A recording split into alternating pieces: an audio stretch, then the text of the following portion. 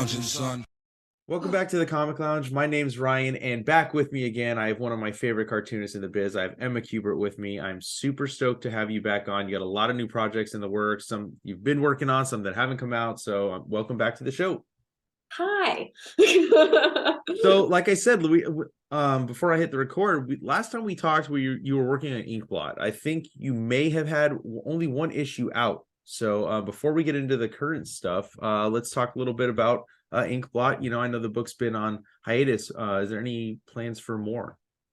Well, there's definitely plans for more, but I think it's just hiatus because I want an opportunity to work on other things. And same with Rusty, he's working on other things too. And we're actually kind of starting our own kind of life here. So things have to go on pause for that. But Inkblot is one of those stories that has like such longevity to it that I feel like we can go back to it at any time. And I'm just kind of hoping that, my comic career goes upwards so that more people know about it, I mean, it's definitely going upwards. Like I said, you've been working on a lot of stuff. In preparation for our conversation, I didn't even know, but you started a webcomic last year. I did start a webcomic. Yeah. So could you talk a little bit about that? Like, did you have any experience with webcomics before you started it? No, I didn't. So after, like, basically when we were kind of winding down on Inkblot, I mean, it was partly because I started getting all of these other projects that I wanted to do as well. And one of them was the webcomic Brushstroke for Tapas. I had the opportunity to pitch an idea to Tapas for an original webcomic for them, and they were like, okay. But this was also my first time ever making a webcomic, and it was my first time actually writing my own comic, which was very interesting, like writing and drawing. So that was a pretty big leap, but I'm glad that that was my first comic that I've ever written because it gave way to like all the other things that I'm doing now. So Brushstroke is it's a lot of fun, and it's different than like a lot of the projects that are out now. It's slice of life, it's romance, but I loved working on it. It was so much fun. Because like webcomics are a totally different kind of genre, not genre, but like different kind of comic. You read it in an entirely different way, so that automatically changes how you think of storytelling in that kind of way too. So I had to kind of reverse like my thought process and dive into it and see what I can do with it. Yeah, I was gonna say, I mean, it is a different reading experience. I get like advanced stuff like PDFs, and I kind of will only read it if I'm preparing to talk to somebody about that book and it hasn't been released. But other than that, it's like I feel like I stare at a screen so much. So like the webcomic like avenue of reading comics like has kind of escaped me for the most part. I think that's probably why I didn't even know, like I've heard of really good webcomics like Lore Olympus, which was really popular. And all sorts of other books, I hear about it, but I've never actually like sat and like kind of like researched and like kind of like dug into that part of the industry. I'm gonna be honest, I was kind of the same way. Like growing up, I wasn't like so much into comics, but I was able to get snippets and bits because, like I was obsessed with media. Like I would just be online growing up. So, you'd get snippets and bits of different kinds of web comics here and there. And it kind of just culminated into a point when I was looking at what I wanted to do project-wise. And what I really want to do, just like with my career in general, is to branch out into any kind of comic or storytelling. So I wanted my shot at going towards the web comics side of things, and I want to go into all different kinds of avenues that aren't just Western comics. And I think that was the start of it, really. Yeah, I mean the comic book industry is so much more than like what you said, like more than just what Western comics has to offer. Is the project done? Like, do you think you'll put it in print? Is that Uh, something? it might be in print, but for now it's actually for free on campus. It's I think it's free for a year. I think I'm not positive though. um, but it is finished, so it's 36 episodes altogether. Um, each episode pretty much has like a good amount of scroll, and it could be collected into print eventually, but not today. Okay, all right. And then you so let's jump into the other book that you like, the one that's currently out that you're working on under Frank Miller's company, Pandora, which Yeah. I just finished reading the second issue this morning as of the the day that we're recording, and I really dig the book. It's of the two books they've launched so far, I kind of prefer Pandora over the other one. I love that it's kind of, it doesn't have a lot of like supernatural elements right off the bat, but you can kind of feel like the mystery, like it's a little bit of a slow burn. But I wanted to ask you, like, how did that project come about? Well, actually, it came about because of Inkblot. So when Inkblot was published, we got a lot of great feedback on Inkblot. I mean, magical cat, what goes wrong? But the person who really, really loved Inkblot so much was Dan DiDio. He really liked Inkblot. He loved it. And when they were, I guess, in the background, I wasn't obviously a part of this, but when they were forming the company and they were talking about the properties that they wanted to put out, Dan mentioned that they wanted to put out like a young adult kind of graphic novel or comic or something like that. And he they were kind of like, they I don't want to say that I was the only contender, but I was the only contender because I've heard them say that before. Yeah, yeah. But it was literally like they were just like, we want to put out a range of different genres and geared towards different audiences and different ages for comics. And so like the YA comic, Dan was such a big fan of Inkbot, and Frank and Celine got to read it, and it just kind of fell into one another basically, because what they really wanted to do with Pandora was that Frank wanted to go back to his childhood and basically create a story that represented all of those like grim fairy tale kind of stories, like all of those creepy children stories that, they're tall tales and they're about mischievous children, getting wrapped up into mystical worlds. And I told him that I literally grew up on that too. I mean, like, I grew up loving Tim Burton stuff. One of my favorite illustrators was John Tenniel, who did all the illustrations for Alice in Wonderland, like the novel. And I grew up absolutely loving that kind of stuff. So Frank and we bonded over that. And that is kind of how Pandora was created. That's awesome. So like, how much input did you have in terms of like story and character? Because like it definitely feels like an Emma Kubert book, like to me, like. Yeah, I mean, I am a creator on it. I'm a co-creator on it, along with the writers, but I do have a lot of dictation when it comes to specific storytelling. Like, they tell me the plot and I'm the one who lays out the story itself, and I also designed all the characters.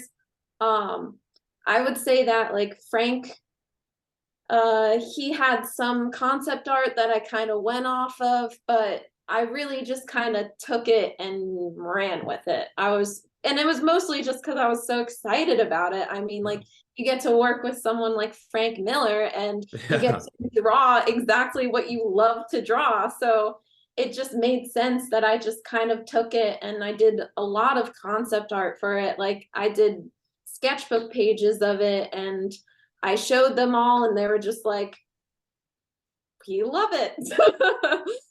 And it was kind of perfect. It honestly, it really did fall together really, really well because they had a vision and then I added myself to that vision and I hope it made it better. Yeah, And I mean, you know, like I said, obviously I know Frank Miller. I'm a huge fan of his work as well, you know, but I saw your name attached and I was like, oh my God, that's awesome. Like I have to check that book out, you know, like instantly. I was like, it looks amazing. And plus the fantasy genre is something that I feel like there's not enough of. You know, I was just I talking agree. about it with my buddy this morning. We were Especially doing, in comics, I would yeah, say. especially in comics. And it's like, there's such a rich history of fantasy comics Yeah. throughout its history, you know, like, but there's just, it's Yeah, missing like now. Frank Frazetta. I'm I like live near the Frazetta Museum and like looking at, Frank Frazetta work, who's like master genius of fantasy art is just absolutely astounding, you know? Oh, I love Frazetta. I'm such a huge fan. Which Frazetta museum do you live by? Is it the one in Florida or the? Pennsylvania. Okay, all right, cool. Yeah, because Because I'm from northern New Jersey, so oh, okay, cool. Yeah, because I know that like his granddaughter Sarah has the one yeah. in Florida, and she's super sweet. Like we were talking about the Toshin book. I don't know if you've picked that I've up heard of yet. it. I haven't picked it up yet, but I've heard of It it. is something else. It is like if you love Frank Frazetta, it's I think it's the best Frazetta book I've ever seen in my life. I Cool. mean, it's oversized, the production quality, like the scans that they got of the art. I mean, it's just next level. Wow. But like I said, so like the fantasy stuff, you know, like that's kind of what drew me to it. I think the YA like itself is its own genre within comics now and is blowing has been blowing up for like the last years. I think I even mentioned that with you with like Inkblot because it kind of has like a YA feel too, and it's something Image doesn't do enough of, I think either. I know they're definitely doing more, a little bit more, but Yeah, definitely they could probably do with more than what they're doing, you know. I mean, I would say that about the whole comic industry in general is that it's like, they caught wind of YA and now it's being pushed. Mhm. And it's just going to be pushed even more because, it's a fun genre. Yeah, and I think it transcends the different types of readership that you can get. Like Yeah, obviously, like, you know, you can do a YA Batman book, but I mean like it's different when it's not like the corporate characters, when it's like original stuff, you know. I think that yeah. I kind of gravitate more towards that. Um, but you know, I don't even think really did a description of the book justice. So maybe for everybody listening and watching that hasn't picked it up, you know, the second issue's out, but if you could kind of like describe Pandora from your own perspective, like Well, I would just say it's really about a young teen girl who is smart and independent and creative, and she's really unsatisfied with her life, so she's looking for more. And when I say looking for more, I mean more than this world. mhm. She is searching for something more to believe in, to see, to grasp onto. And I think that really, sets a tone for what you were talking about with the first issue. You were like, I like that it doesn't just go right into the fantasy world, that we're really just getting some inklings and bits and pieces, and then we're slowly going on this adventure with her. And that's really what it's all about. We're about to go on an adventure with Annabeth. And And yeah. I love this second. I love the second issue too, because like you kind of, you know, like it starts to kind of like it's building, you know, towards like this like mystery with the character. By the way, was that intentional to make him look like Sandman, kind of? Because to me, he kind of. All right. Yeah, I designed it because, well, first off, I love Sandman. So do I. It's one of my favorite like DC kind of, universes. Hmm. But I did because there's something weird about him. There's a mystery around Knox as a character in it himself. So I wanted to add that kind of little dreamlike inkling to it, if that makes sense. Yeah, no, I mean, I mentioned it too because like I said, I was talking about the issue with my friend. We were talking about like our the books of the week that we really dug, and I held it up. I was like, who do you think this looks like? And he agreed. That it was like Sandman. So it's a cool little like throwback. I think. I want to know like, I know it's a mini series. It comes out every other month. But what No, it actually comes out every month. now? So It's we're every doing month. it monthly. Yeah. Okay, It cool. was, Because yeah, originally it was supposed to be every other month, but it was now set up to be the first month was a double issue, then we skipped a month, and now it's monthly. And okay, we'll have, I think, 3 arcs in there. So we're going up to, I think, 17 issues now. okay. Well, then I guess that answers my question because I was gonna ask if there's any plans past the initial miniseries. Well, Yeah. that's great to hear. I mean, like I said, I really dig the book, and I can't wait to see kind of where the Annabeth's story takes her and what else we can expect from the book. Mhm. And then you have a new book coming out from Image again, which I do. I'm very stoked about, called Stoneheart. Can you talk a little bit about that book? So Stoneheart is my own creator own. I'm writing it, penciling it, coloring it, lettering it. It's my entire fantasy story. And it's about a young woman. Her name's Shade Whisper. She is wiped of her memories and basically plopped into a new city to start her new life as a blacksmith apprentice. And as she's going into this new life with like an excited, outlook, a sinister voice emerges in her head again. And from there, she's beginning to be wrapped up into basically her own undoing. And you basically see this through the past and the present in each issue. And you find out more and more about Shade Whisper, where she comes from, who she is to the world around her, and what is going on in her mind. And so is this fantasy also? Yes, it's high Okay. fantasy. I Okay, mean, cool. that's my favorite Yeah, genre, I'm yeah. not gonna Well, lie. So like that's why I'm really excited when you said like there weren't a lot of fantasy comics out, and I'm just kind of like, that is my genre. It's my favorite thing. So so I'm yeah. really glad that this new story is coming out because of that. Yeah, I mean it's just so cool to see like the succession of like all these books kind of coming out like in a like post Inkblot, and you have the Pandora book, you got Stoneheart. I'm very excited for more of your stuff. I'm kind of curious though, is it at all connected to Inkblot or Brushstroke? Like, do you connect any of your stories, or are they all completely separate? I don't connect my stories. Okay. And there's like a very specific reason. Like, if I wanted them connected, I definitely would put something in there. And I do have, like, if Stoneheart, does well and it gets out there and people like it, I do have other plans for other stories and other high fantasy stories that can easily connect to it. Okay, cool. And then what are the plans for that? I know you said Pandora will be 17 issues. Is this going to be like a like 6 issue thing, and then like maybe go on a break from this too to work on other stuff, or like what are your goals and plans for Stoneheart? So for Stoneheart, it is so this is like, again, I wrote it myself, and even before I pitched it, I knew how long I wanted it.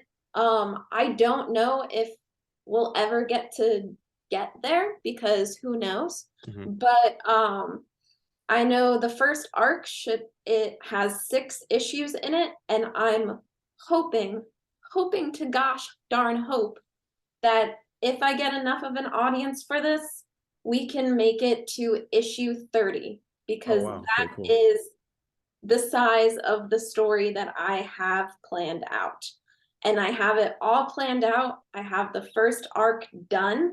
I'm just putting finishing touches on issues 5 and 6. And I'm hoping that, whoever picks it up, they really like it, they support it, and they keep supporting it so that I can finish it.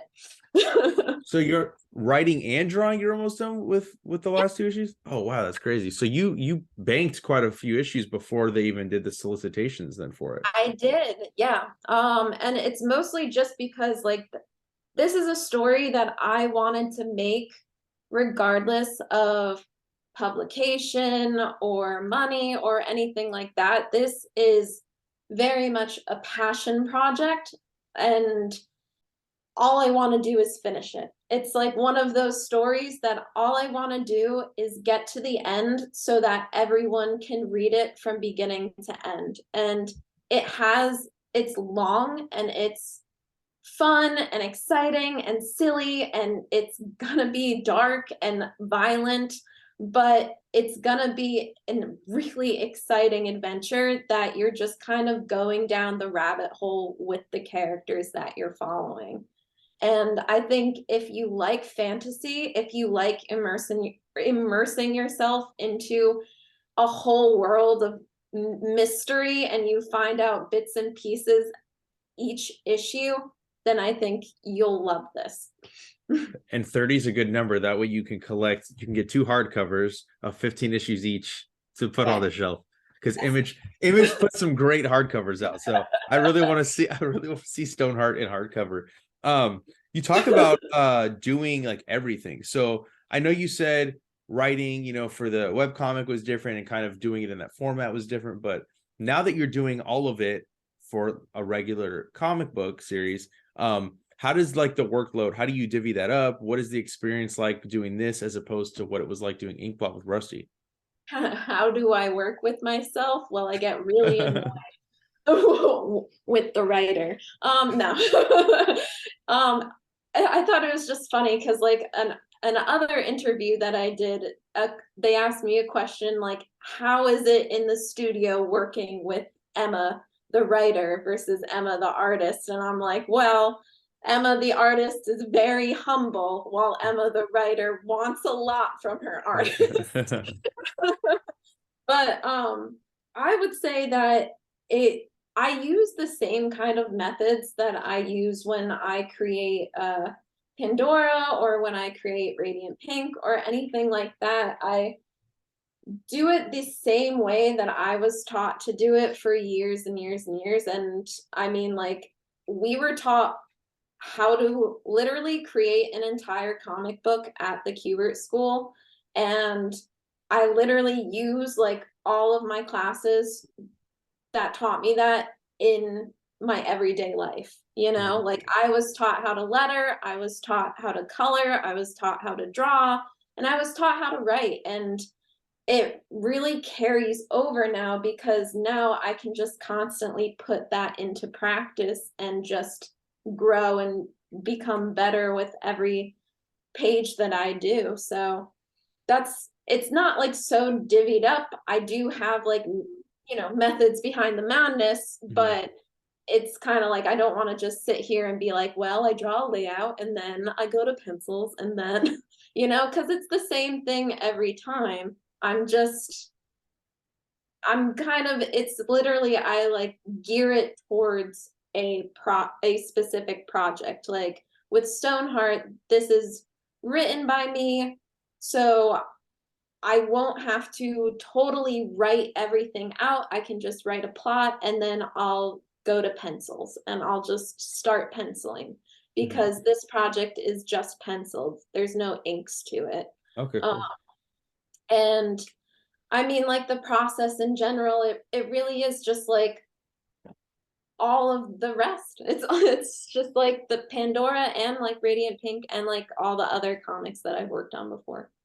So you don't have to, so you just basically plot it out and then illustrate, and then you go in and do the scripting after. Yeah, I mean, like for the first 6 issues, I wrote out an entire script for it, and I do have scripts for future issues as well. Mhm. Um, but it's more coming out as ideas rather than just a formal script, if that makes sense, because I don't have to pass this along to anyone. I don't have to have, like a artist look at it. I don't have to have a letterer look at it. It's just for me. So it, it it might look like a crazy person writing to someone else, but to me, I know what I'm talking about. Yeah, because like you don't need to like write things out all the way. I get it. Like when I'm writing myself Yes. when I write notes down for myself, I definitely don't like write out, like nobody else would Yeah, kind of know what I'm talking exactly. about. Okay, And cool. it's like when I teach, like I'm a teacher at the Kubert School as well. A lot of the time I'll tell kids like to thumbnail their ideas, like to draw little sketches of that. And I'm just like, that is for you. If I look at it and I see a scribble, like you know exactly what it is, and that's fine. Like having your own ideas on your own piece of paper is okay. And that's really what I go by when I create Stoneheart specifically, but honestly, anything. That I was gonna ask you a little bit about Radiant Pink, and I guess I will before I kind of want to talk about your teaching stuff. So how did the Radiant Pink project come about? I mean, that whole like world of like the I guess they call it the massive verse. I believe I hope I'm not saying it wrong. Of characters has really expanded a lot. I know the writer actually, she came to the comic shop I work at the I day did. that yeah the day issue one came out. So like how did that come about, and how like what was that experience like working on Um, that book? so when I went on Radiant Pink, that was actually when the first time I met Kyle Higgins. I met him at a convention. We sat next to each other. Our booths were next to each other, so we were like, talking throughout it, and we just really hit it off. So I was looking for work. I was looking for something to draw, and he was just like, Emma, I have a universe that I'm creating. Maybe we can think of something. And I'm like, yes, please. And so like he would look at my work, he would see what would kind of fit, because his whole universe is very superhero-y and it's very shiny and slick and clean. And my work is a little bit I don't want to say grungier, but grungier. Mhm. um, and but when they introduced Radiant Pink in the comics, he was like, Emma, I think this might be a good fit. Like maybe we can do some sort of mini series. And so I got to meet the writers, Melissa and Megan, and they were so sweet and so funny and so wonderful. And they really liked my work too. Like they liked how silly I got with a lot of my drawings, Yeah. and I think that really fit the character of Eva. So they were just like, yeah, let's do it. Let's have Emma be our artist, and that would be great. And I'm like, yay, it is great. And this was kind of it was a really great experience to work with collaborate with a team and collaborate with like a universe that's kind of already established, because Mhm. I think that's kind of opposite of a lot of the things that I am working on, which is very creator. So I constantly have to have like my thoughts in that. But doing Radiant Pink, it's a little bit different, but it's so much fun. Like I have so much fun drawing it because the universe and the characters, they're fun too. Yeah, no, I mean, yeah, it's definitely, I mean, you go from working on your own creator own stuff, and then the Frank Miller book is a little bit bigger of a team, but then obviously, yes, there's so many different books tied within this world, and like it all being connected. And it's the first superhero thing, right? Or am I Um, wrong? I mean, I've done like smaller stories for DC and for Marvel, but none like that was Like a a main series. periodical. Right, right, Yeah, right. yeah. Yeah, I mean, I'm still waiting for like a Batgirl comic from you. That's kind of what I want to see. I mean, One I day. yeah, I'm I mean, I working follow you on social media, so like I'm I know how working much on it. I I know how much you love her. promise. I'm Yeah. trying my hardest. Anybody at DC is listening and watching, give this woman a Batgirl book, please. Oh, one day. One day I'll get it. Yeah. So you touched on teaching. Is that something kind of new that you started doing? So I've been teaching, I've been teaching online classes for the Kubert School pretty much, I guess, like 2 years after I graduated, because when the pandemic hit, I was living out in California. The school is in New Jersey, so I couldn't, go to New Jersey, but that's when they started the online courses, and I had the opportunity to start teaching for that. And that was a lot of fun, and I really liked that. And so when I started to get more projects, when me and Rusty were getting more jobs and stuff, and we were getting more money, we were able to move back to the East Coast. And that's when I was like, can I apply to be a teacher for the next school year? Because I've been teaching the online courses. I was going to be in the vicinity, so I wanted to teach the full-time program. And I mean, that's always been a thing that I've wanted to do ever since I went to the school Mhm. as a student. So it was just kind of like, now's the time.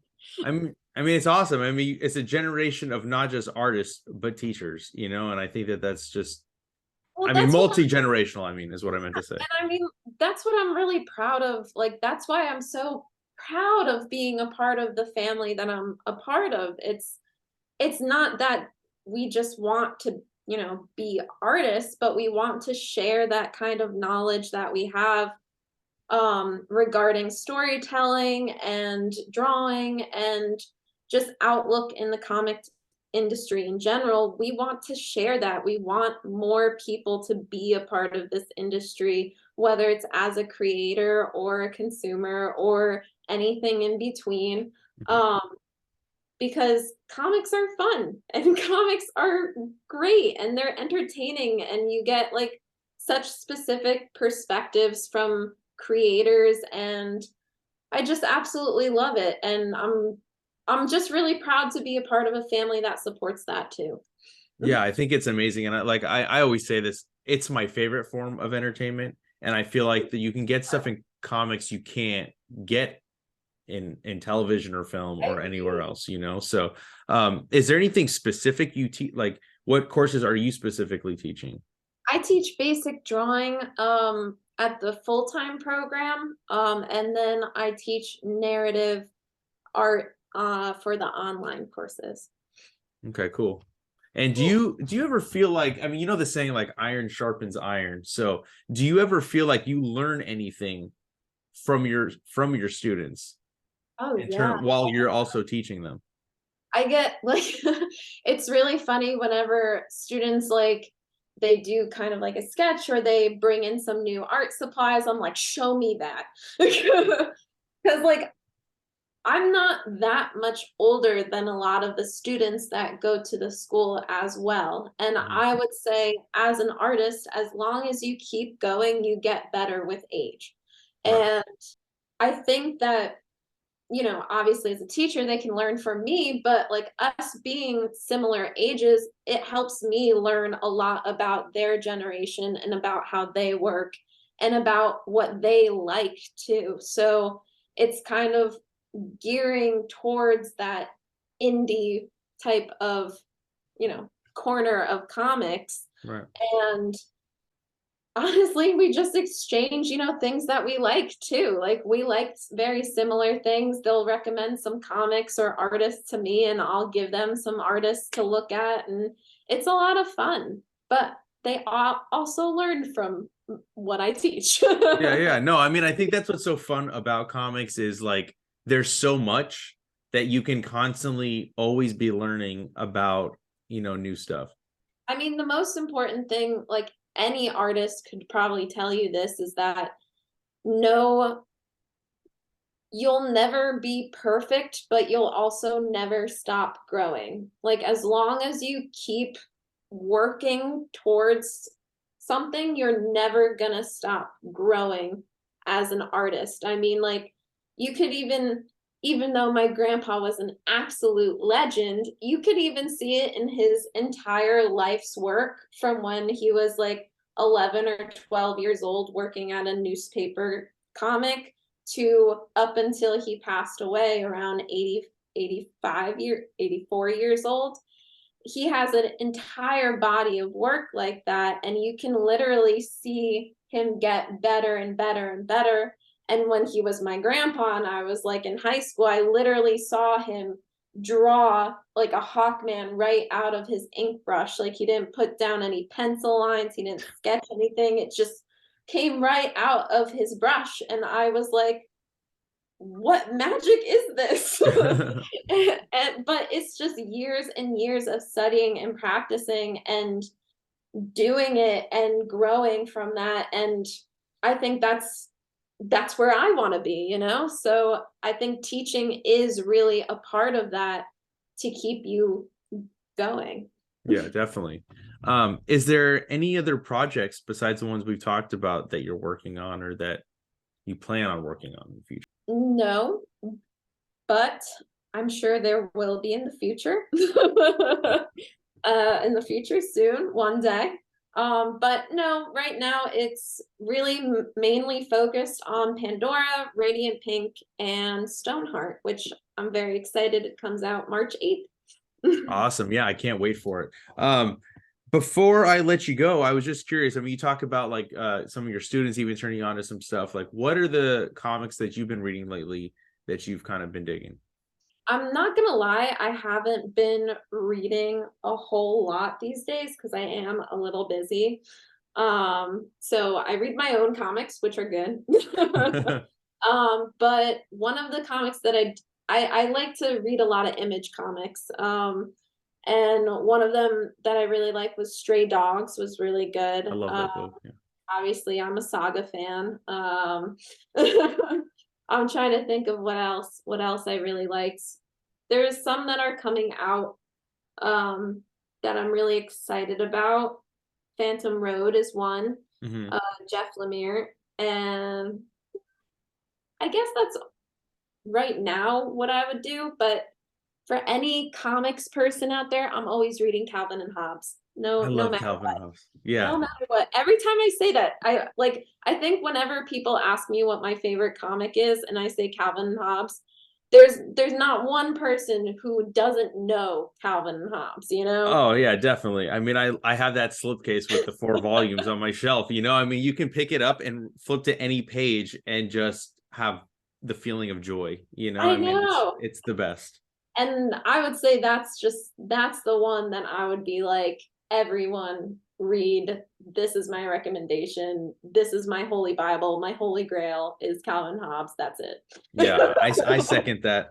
Before I let you go, I just want to thank you again so much for taking time to chat. I always love talking with you. And for everybody listening and watching, I'll drop all the links down below if you want to tell them where they can also find you on social media, and maybe I don't know if you do commissions or stuff, if people can reach out to you for that as well. You can definitely find me on social media. I am at Emma Kubert. I'm on Instagram, Twitter, and I'm on TikTok. And I'm really pushing my TikTok now. So very much go on there. And what was the other thing? Commissions, if people want Commissions. commissions. I'm not accepting commissions right now, but I will be at MegaCon later this month, next month. Yeah, next month. So you can come and talk to me about commissions then. All right, cool. Well, again, thank you so much. Everybody go pick up Stoneheart, go pick up Pandora and Radiant Pink, and make sure you go give Emma a follow. And thank you so much again. And I can't wait to do this with you again in the future. Yeah, definitely. Thank you. Yeah.